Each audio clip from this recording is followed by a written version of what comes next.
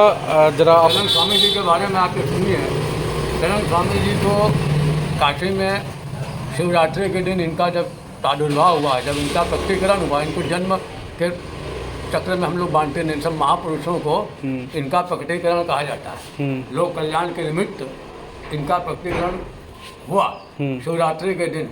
काशी में आने के बाद इन्होंने अपनी साधना को शिखर पर पहुंचाया और काशी में ही प्रवास के दौरान कलकत्ते में स्वामी विवेकानंद जी के महागुरु साक्षात जगदम्बा की जिनको प्रत्यक्ष कृपा दृष्टि प्राप्त थी, स्वामी रामकृष्ण परमहंस जी जब प्रथम काशी भ्रमण पर आए तो नौका विहार करते समय 80 से वरुणा से 80 बीच जाने के समय पंचगंगा घाट पर स्वामी श्री दयानंद स्वामी जी महाराज वो जल किनारे बैठ करके जल क्रीड़ा कर रहे थे, बाल बच्चों की तरह।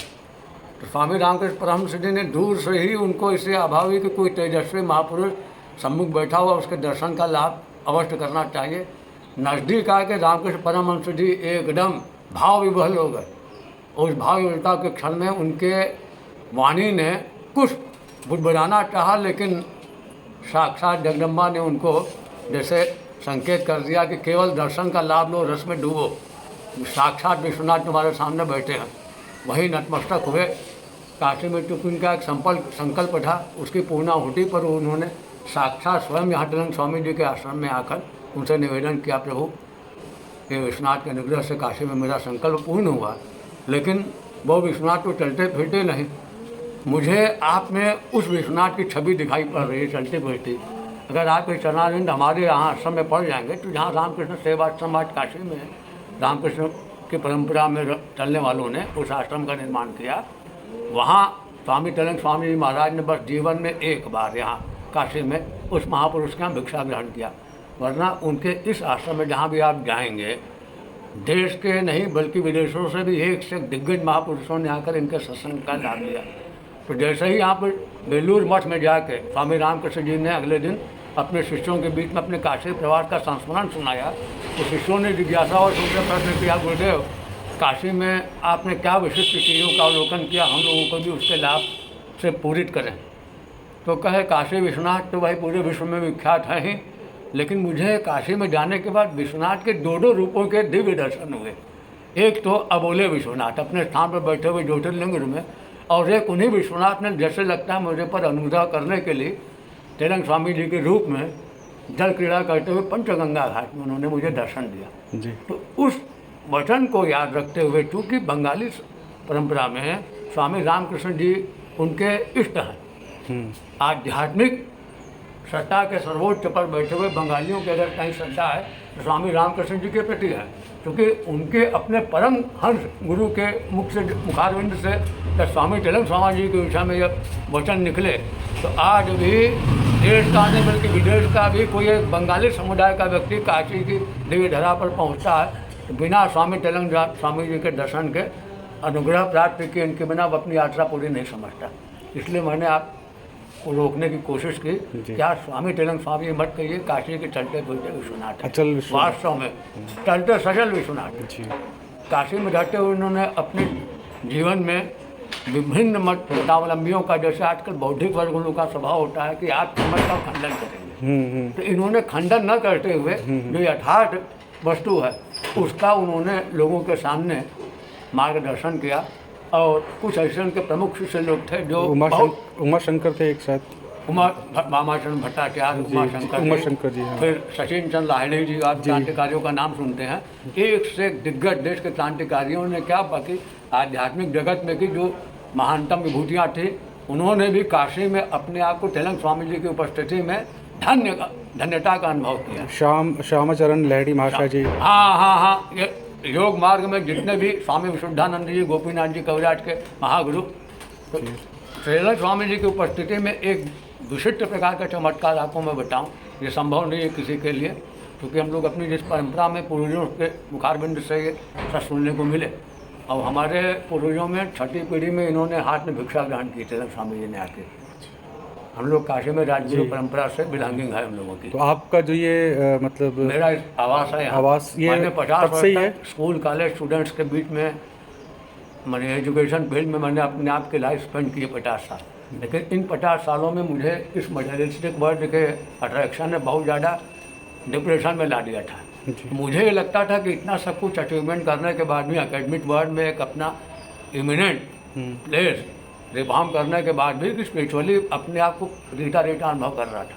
तो स्पिरिचुअली जब अपने आप को मैंने अवेकन करने की कोशिश की, तेलंग स्वामी जैसे महापुरुषों की छवि बार बार उभर के चली आती, क्योंकि विश्वनाथ जी का विशिष्ट अनुग्रह है हम लोगों पर। तो विश्वनाथ के जितने भी रूप हैं काशी में मैं कोशिश यही करता हूँ उनकी प्रेरणा से। तो आपने कहा कि जैसे कि मतलब आपके 30वीं पीढ़ी पहले तो 5वीं पीढ़ी पहले उन्होंने भिक्षा ग्रहण किया था, क्योंकि वो दक्षिण भारत के थे ही थे। हमारे यहाँ काशी में दक्षिण भारतीयों का विशाल जो समुदाय हनुमान घाट क्षेत्र में है, वहाँ कर्नाटक, आंध्रा, उसके बाद तमिलनाडु, केरला, ये चारों हमारे दक्षिण के जो 4 राष्ट्र प्रांत हैं, उसके बाद इंक्लूडिंग महाराष्ट्र। तो यहाँ पूरा बेल्ट हम लोगों का साउथ इंडियन स्काई था, अच्छा, इंक्लूडिंग महाराष्ट्रियन। तो हम लोग जो अपने कल्चरली अपने आप को डीपली अपने रूट से हम लोग लिंक्ड अप जहाँ भी जाते हैं, तो आपने गौर किया होगा कि हम लोग अपने पूर्वजों का स्मरण करने के लिए अपने नाम में जैसे CRVCS सुब्रमण्यन, इतना लंबा चौड़ा नाम लिखने की क्या जरूरत है। इसमें हमारे फोर फादर, ग्रैंड फादर, फिर अपना नाम, यानी हम अपने पुरखों को याद कर सके, क्योंकि उनका कंट्रीब्यूशन है हमारे निर्माण में। तो हम पुरखों को याद करते हैं इसलिए नाम में। फिर दूसरा बर्थ प्लेस उसमें होता है, गाँव का नाम CRVC वगैरह। तो जो हमारा बर्थ प्लेस है, तो क्योंकि हमारा रामायण वाल्मीकि रामायण में कहा गया कि जननी, जन्म देने वाली जन्मदात्री माता, और जन्मभूमि इनकम्पेरेबल है दोनों। तो कब आया यह प्रसंग, लक्ष्मण जी ने जब रावण का वध हो चुका था, तो लक्ष्मण जी ने राम जी से अनुनय विनय किया कि भैया जिस लंका नगरी के बारे में सारा ब्रह्मांड लालायित रहता था उसके दर्शन के लिए, अब आपने चूँकि वहाँ के अधिपति को मुक्त कर दिया, तो अगर आप आज्ञा थे तो मैं नगर भ्रमण करके आऊँ, लंका देखाऊँ, क्या उसमें से विशेषता थी, क्या रावण ने उसमें अपना चमत्कार वास्तुकला की दृष्टि से, आध्यात्मिक दृष्टि से, धार्मिक दृष्टि से उस नगर के निर्माण में, संरचना में उसने अपना कौन सा बुद्धि कौशल का परिचय दिया। तो आप चलें 8-7 अगर चलेंगे तो बड़ा सुख मेरा द्विगुणित होगा। तो राम ने वहाँ पर उत्तर दिया इसीलिए, या सोचिए इसको कि हमारे इस प्रसंग के कहने के पीछे का आधार क्या है। अपि च स्वर्णमयी लंका नमे लक्ष्मण रोचते, जननी जन्मभूमिश्च स्वर्गादपि गरीयसे। राम ने तब लक्ष्मण को उत्तर दिया, जननी जन्मभूमिश्च, यानी हम लोगों को जन्म देने वाली जो हमारी माता पिता दोनों इंक्लूडिंग है वो। लेकिन माता कहने से ऐसा नहीं कि पिता को हमने साइडलाइन कर दिया, संभव ही नहीं ना, पिता के बिना माता कहाँ से आएंगे। तो इसलिए हम लोग संस्कृत व्याकरण जब पढ़ते हैं, संस्कृत भाषा में एक द्वंद्व समास आता है, उसमें माता च पिता च, माता पितरों हम लोग कहते हैं। अब शिव पार्वती की स्तुति करनी तो हम लोग कहते हैं वागर्थ विव संपृक्त हो, वागर्थ प्रतिपत्त है जगतः पितरौ वंदे। अब पितरों मीन्स हो गया डिवल, इंग्लिश में चूँकि ग्रामर में होता है क्या, सिंगुलर प्लूरल ही है। हमारे यहाँ हिंदी संस्कृत व्याकरण में एक वचन, द्विवचन, बहुवचन करते हैं। अब पितरों माने आप किसी के आगे कहें तुम्हारे 2 पिता माने क्या होगा, ये कैरेक्टर असैसिनेशन हो गया ना, सीधे सीधे। जी जी, ये शब्द प्रयोग किया नहीं जा सकता, लेकिन हमारे यहाँ नियम जगता पितरौ वंदे, जब पितरौ कहा गया, पितरौ मीन्स या आपको बुद्धि की इसीलिए बारीकी होनी चाहिए जी। पिता 2 नहीं है, बल्कि माता पिता दोनों एक है। और हम जब भी स्तुति करने जाते हैं देवालयों में, अपने जो हमारे भी इष्ट हों, देव के जिस रूप में भी आपकी आस्था हो, उस आस्था से दिगाना किसी का उद्देश्य नहीं होना चाहिए। जैसे आप मान लीजिए जगदम्बा के पूजक हैं, तो आप उस शक्ति को प्रधान मानते हुए शक्ति को ही सर्वसभा समझते हैं, आप पूरी श्रद्धा उन्हीं में उड़ेल लेते हैं। तो रामकृष्ण परमहंस जी के इन वचनों के आलोक में अगर आप देखेंगे तो उनको साक्षात जगदम्बा माता की सिद्धि थी, काली, जहाँ वो बैठते थे सेकंड भर में आपसे चर्चा कर रहे हैं, माँ आँख बंद कर लिया करते थे, उनको साक्षात काली माता का दर्शन होता था। तो यहाँ इसी तेलंग स्वामी आश्रम में उनके पट से उसने एक दिन बाल हट कर लिया। बाल हट में बच्चे जो अपने जिद पर आते हैं तो वो फरमाइश पूरी करा के ही रहेंगे। जैसे कृष्ण भगवान ने अपनी बाल लीला में कहा ना, मैया मैं तो चंद खिलौना ले आऊँ, तो यशोदा जी ने थाली में पानी भर के उनको चंद्रमा की परछाई दिखाई। तो बच्चे अपनी जिद पर आते हैं, तो उस दिन उनके शिष्य ने हट पकड़ लिया। स्वामी तेलंग स्वामी ने बहुत दिन तक सोचा, क्योंकि अगर ये यौगिक योग विद्या के शीर्ष पर थे, वो महासमाधिस्थ माने उन्होंने षटचक्र का भेदन करने के बाद मूल में स्थित हो गए थे योग मार्ग से। तो योगी ही है जो उस परमात्म तत्व को अपनी इन आँखों से देखता हो, ज्ञान बाहरी आंखों से नहीं देखा जा सकता उस परम तत्व को। तो स्वामी तेलंग स्वामी जी महाराज को योग विद्या की पराकाष्ठा पर पहुँचे हुए थे। तो उन्होंने उस दिन एक शिष्य को वचन दिया, ठीक है तुमको अम्बा का दर्शन किस रूप में करना है, तो इनको गौरी रूप में मुझे आप दर्शन कराइए, नृत्य करते मैं देखना चाहता हूँ। लास्ट नृत्य शिव ने भी 2 प्रकार के नृत्य किए। तांडव नृत्य बहुत ज़्यादा प्रसिद्ध है, जो रावण की स्तुति पढ़ते हैं, लेकिन तांडव स्तुति की तुलना में लास्ट नृत्य उनका बहुत ज़्यादा प्रसिद्ध है। लास्ट नृत्य से हम आप जो अभी इंटरेक्शन हमारा आपका हो रहा है वर्बली, हम लोग जो भी अपने आप भारतीय वर्णमाला में जिन वर्णों का प्रयोग करते हैं, एक एक वर्ण से उसका अर्थ प्रकाशित होता है। इंग्लिश की तरह हम लोग एकदम नैरोइंगली अपने आप को एक्सप्रेस नहीं कर सकते A to Z में। There are only 5 vowels among these 26 letters and rest of the 21 are considered to be as consonants। उसमें भी घालमेल बहुत ज़्यादा है। तो हमारे यहाँ जिस अक्षर का हम प्रयोग करते हैं इंटरेक्शन में, जो हम लोग के वैदिक ट्रेडिशन में इस चीज़ की शिक्षा दी जाती है कि आप कम से कम शब्दों में अगर उस परमात्मा को व्यक्त करेंगे तो बताइए, कम से कम मिनिमाइज करते जाइए। मिनिमाइज करते करते एकदम मिनिमम आना चाहिए। तो मिनिमम में अगर आपको बोलना है किसी अपने जो शिष्य ने साधना में बहुत प्रगति डेवलप्ड हो गया, अब वो प्रमोटिव होना चाह रहा है धीरे धीरे। अब प्रमोटिव भी एकाएक तो प्रमोटेड नहीं हो जाएगा, तो ग्रेजुअली उसका प्रमोशन होता जाएगा। प्रोग्रेस प्रमोशन में डिफरेंस आप समझते हैं ना जी। प्रोग्रेस ग्राउंड लेवल पर होता है, जैसे स्टेप बाय स्टेप आप अभी आप चलते जाएंगे, ये प्रोग्रेस आपका ग्राउंड लेवल पर है। लेकिन आप जिस स्टेटस पर अभी है उसके हायर और भी, जैसे भी आप किसी ऑफिस में डायरेक्टर हो तो उसके बाद फिर आप चेयरमैन हो जाओ, फिर MD हो जाओ, MD प्लस इसको बोलते प्रमोट, पद से आपको ऊपर जाना। तो अभी हम लोग क्या है कि इस संसार में नाना प्रकार के सुख भोगने वाले जीव के रूप में हमको हमारे असली पिता से मिलना है, एक होना है। तो एक होना तो उस पिता का दर्शन कैसे करेंगे? योग बिना योग के ध्यानावशिष्ट तद्गते न मनसा पश्यन्ति यम योगिनो। योगी ही है जो अपने ध्यान अवस्था में उस तत्व का दर्शन करता है। बाकी सब तो हमारे तरह लेक्चर डिलीवर करने वाले बहुत हैं।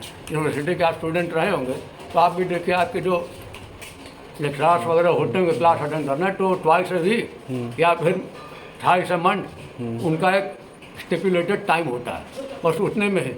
लेकिन उनको भी अगर इस बारे में पूछा जाएगा कुछ तो they know nothing about it. आज इसीलिए मैं फक्र से आपको कह रहा हूँ कि बड़े बड़े एकेडमिक वर्ड के लोग आते तो यहाँ से झुका के चले जाते हो। मेरे पास वो डिग्री भी नहीं वैसे हायर लेवल पे, लेकिन स्पिरिचुअली जब आप रिचनेस फील करोगे ना, स्पिरिचुअली मैंने आप अपने रूट को पहचानो। तो रूट को पहचानने के लिए आप एनर्जाइज होते हैं। स्वामी जैसे महाराज के साधना स्थलों में जाकर यहाँ उन्होंने 8 वर्ष की अवस्था में जगदम्बा के रूप को नृत्य करते हुए दिखाया। अब वो क्योंकि उन्होंने अपने मध्यमा अंगुली से स्पर्श करते हुए इसके आज्ञा चक्र को ध्यान आँख बंद करके केवल ध्यानस्थ होने के लिए कहा था। उस बीच में वो इतना ज़्यादा मैंने गदगद हुआ, आँख खोल के देखा, भगवती का रूप देखते एकदम से विस्मय में आ गया। कैसे उसकी विस्मयता हुई? जैसे कृष्ण ने अर्जुन को महाभारत के युद्ध में विराट रूप का दर्शन कराया, उसको बार बार वो इंस्पायर कर रहे थे। कृष्ण गीता आपने पढ़ी सुनी होगी, तो अर्जुन बार बार ये कह रहा था कि हमको लड़ाई झगड़ा बिल्कुल भी पसंद नहीं है। भीष्म पितामह द्रोणाचार्य जैसे हमारे गुरु बड़े पिता, उन पर मैं बड़ा आचार्य विद्या का प्रयोग कैसे करूँगा? तो उन्होंने बहुत ज़्यादा उसको इंस्पायर किया, उनको बहुत ज़्यादा इनकरेज किया अर्जुन को। लास्ट में देखा जब मान नहीं रहा तो फिर उन्होंने जब विराट रूप दिखलाया अर्जुन के आगे, घबरा गया, नहीं आप अपने उसी रूप में आइए। मैंने आपके इन बाहरी आँखों में ये जो हम दुनियादारी में अपनी इस नेत्र ज्योति का विनियोजन कर रहे, जो इन्वेस्टमेंट हमारा हो रहा है, इसका वो चेंज कर देते हैं। इंटरनल एक्सटर्नली आप बहुत कुछ देख लेते हो, लेकिन आपकी भी देखिए लिमिट है। इन आँखों से आप अब आपकी आईसाइट लूज है, जैसे अब हमको स्पेक्टिकल यूज़ करना है, तो स्पेक्टिकल यूज़ करने के बाद भी आप कुछ सब कुछ नहीं ना देख सकते हैं जी। जगदीश सिंह के गजल में आता है ना, दिव्य चक्षु चाहिए। हाँ, दिव्य चक्षु। तो दिव्यता का मतलब आपको इंटरनली अपने आप को देखना है। इसका नाम है इंट्रास्पेक्शन, आत्मनिरीक्षण करना। तो आत्मनिरीक्षण करने के लिए इसीलिए ऐसे जगह हम जाते हैं। तो इन महापुरुषों के साधना स्थल में जाते ही हमारे अंदर वो यूनिवर्स की एनर्जी जो होती है वो हमको धीरे धीरे हमारे बॉडी में ट्रांसफॉर्म होने लगती है। तो डायरेक्ट अगर वो एनर्जी आएगी तो आप उसको कंज्यूम नहीं कर सकते, उसको बियर नहीं कर सकते। तो ऑन बिहाफ ऑफ तो ये चूँकि बीच में रहते हैं, गुरु रहते हैं, तो उस शक्ति का प्रभाव आपके ऊपर एकदम जो जिस एक्सटेंट तक आपको वो सुटेबिलिटी के लेवल पर आनी चाहिए कि गुरु की कृपा से वो शक्ति आपके लिए सुटेबल हो जाती है। तो अदरवाइज आप डायरेक्ट जाओगे, साधना वगैरह करने बैठोगे, तो हो सकता है कि आप मेंटली अपने आप को डिसबैलेंस फील करोगे हर टाइम। तो बिना आपने देखा होगा, बिना सदगुरु के परमात्मा नहीं की नहीं, प्राप्ति बिल्कुल नहीं। नहीं हो सकता। तो तेलंग स्वामी जैसे महाराज लोगों को क्यों कहा जाता है कि चलते फिरते विग्रह, साक्षात उनका अवतार इनको कहा जाता है। जैसे शंकराचार्य का जी। उनको शंकरम शंकराचार्यम केशवम बादरायणम। शंकराचार्य ने जब बुद्धिस्ट लोग हमारे यहाँ हमारे वैदिक सारे दर्शनों पर उन्होंने अपना नास्तिकतावाद थोपना शुरू किया। उनके यहाँ क्योंकि ईश्वर पूजा का मान्यता अभी है। भी बुद्धिस्ट लोग हैं वो अभी भी कहते हैं कि वो भगवान शिव को, माता को, कृष्ण को नहीं मानते हैं। ये सब इसी का मतलब है ना, वो नास्तिकतावाद का खंडन करने के लिए लोग एकदम मनमानी पर आ गए। हालांकि देखिए उसके पीछे भी रीजन है, उस चीज़ को भी हमने बहुत डीपली स्टडी किया हुआ है। और यहाँ के जो ये है ना ऑर्थोडॉक्स टाइप के हैं, आप बुद्धिस्ट का योग मार्ग में बहुत चरम पर वो पहुँचे। और इधर स्वामी तेलंग स्वामी जी से जुड़े हुए बहुत से जो चमत्कारिक प्रसंग हो गए काशी में, वो बहुत दुर्लभ। हालांकि अब उनके बारे में उनकी बायोग्राफी कई लोगों ने लिखी, प्रिंट हुआ, रीप्रिंट हुआ, पब्लिशर्स बहुत से आ गए। अब इन लोगों ने कॉमर्शियली यूज़ करना शुरू किया। तो अब जैसे मान लीजिए कोई एक बहुत उसको वर्सटाइल टाइप का कोई हो, बहुत सारी जिसने बुक्स वगैरह पढ़ी हो, तो बेसिकली वो कुछ नहीं फिर जानता है। बहुत ज़्यादा बुक्स वगैरह पढ़ने से आपको किसी ज़्यादा ज्ञान सब्जेक्ट के डेप्थ में जाना चाहो तो आप डेप्थ में नहीं जा सकते। आपका लॉजिक माइंड ज़्यादा एक्टिव हो जाता है उससे। बस तो आप लॉजिक में या तो किसी का सपोर्ट करोगे या तो फिर किसी का खंडन आप करोगे। तर्क शक्ति ज़्यादा वो हो जाती तर्क शक्ति से आप हृदय की सिद्धि तक नहीं पहुंच सकते। तर्क आपको दुनियादारी के व्यवहार के लिए बहुत जरूरी है। इसलिए हमको भगवान ने हमको माइंड भी दिया, सॉल भी दिया। है। जी। लेकिन सॉल जो है माइंड से नहीं जज किया जा सकता, बहुत उसके लिए गुरु की कृपा चाहिए और गुरु के वचन को हमको फॉलो करना। अभी क्या है कि गुरु भक्ति के नाम पर हम अंधभक्ति करते हैं। अंधभक्ति में हमारी विवेक शक्ति कुंडल, गुरु के ही चित्र को रख के सब कुछ चित्र में अपने को हम लुटा देते हैं। लेकिन चित्र ओनली खाली वो मीन्स है, माध्यम है। गुरु बहुत बड़ा तोप नहीं होता है। गुरु कोई बहुत बड़ा तोप नहीं है। गुरु केवल एक निमित्त करता है, अपने वचन से उसको इंस्पायर करता है, जी। मोटिवेट करता है अपने शिष्य जी। को। और आप जो सिद्धि तक पहुँचने हैं, या थोड़ा सा भ्रम निकाल लीजिए कि आप गुरु की कृपा से पहुँच रहे हैं, आप अपने पुरुषार्थ से वहाँ तक पहुँच रहे हैं। अगर ऐसा ना होता तो गुरु की ही दो आँखें होती, गुरु को ही दिमाग होता, बुद्धि होती, रीजनेबल माइंडेड वही होता, उसी के पास केवल हर्ट होता। बाकी सब लोग फिजिकली डिसेबल्ड होते या मेंटली डिसेबल्ड होते। ऐसा तो है नहीं। हम सब उनके इक्वली जो इशूज़ हैं, सन्स हैं, डाटर्स के रूप में हम जो डिस्क्रिमिनेशन देख रहे हैं स्त्री पुरुष कहते, वो सारे के सारे तो भाई उन्हीं के ना इशूज़ हैं, सुपर पावर के। जी जी। तो सुपर पावर में तो हमको डिस्ट्रीब्यूशन में इक्वल उसका डिस्ट्रीब्यूशन है। अगर ऐसा होता तो किसी के हाथ नहीं होते, किसी के पाँव नहीं होते, किसी गुरु के नाम, गुरु नाम धामी उनको शोकाल हम गुरु कहते हैं, उन्हीं के पास सब कुछ होता। फिर ऐसा तो होता नहीं ना। जो प्रारब्ध के, जो हमारे प्रारब्ध होते हैं उसी के अनुसार सब चीज़ें होती हैं। प्रारब्ध के अनुसार चीज़ें आएंगी, लेकिन सबके पास जो चीज़ें हैं वो उससे जुड़ा क्यों हो गई, उसके पीछे उसका कर्म है ना। ये सारी चीज़ें आती हैं स्टेप बाय स्टेप। इसको इसीलिए आप जब तक बैठ करके समझेंगे नहीं, क्योंकि पढ़ाई आपने बहुत की होगी, प्रवचन भी बहुत सुने होंगे, सत्संग भी बहुत किया होगा। तो सत्संग बहुत करने का मतलब नाना प्रकार के लोग, नाना प्रकार के उदाहरणों के आगे आप एकदम अपने आप को टोटली कंफ्यूज पाते हैं, ये कि वो। बाबा जी बहुत बहुत धन्यवाद, आपने बहुत ही सुंदर एक ज्ञान हमको दिया आपके माध्यम से। और भी नहीं, लोग देखिए आपका बहुत बड़ा मतलब it is kind of you कि आपने